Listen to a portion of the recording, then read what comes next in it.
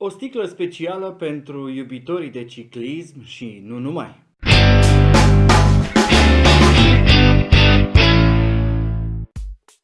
Salut! Bine ați revenit la gsmnet.ro. Astăzi vorbim despre acest produs disponibil pe site-ul nostru, un produs de la Remax, o sticlă de 500 de ml. Ne uităm un pic și la detalii tehnice, dimensiuni avem aici. 21,7 cm înălțime, un diametru de 7,6. Temperaturi suportate de acest produs între minus 10 grade Celsius și 100 de grade Celsius. Și avem și inox pe interior. Bun, hai să-l deschidem.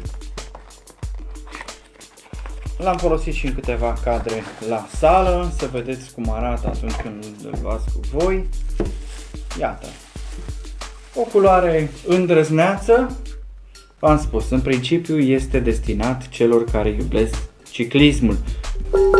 Metal, după cum se aude, un produs foarte bun pentru sală. Cum funcționează? Apăsați butonul și s-a desfăcut. Puteți să folosiți acest pai pentru a bea băutura caldă sau rece pe care o aveți în acest container. Foarte interesant de știut, există această închidere hermetică a paiului, astfel încât să nu vă treziți că pierdeți din lichid pe lângă bicicletă.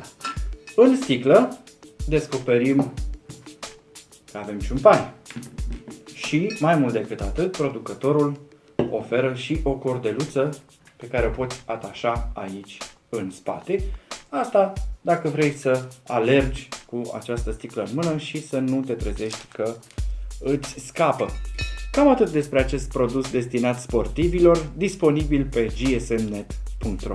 Nu uita să te abonezi, pentru că astfel descoperi produse noi și interesante, nu doar pentru cei care caută accesorii de telefoane mobile și piese, după cum ați observat. Până data viitoare, spor la cumpărături!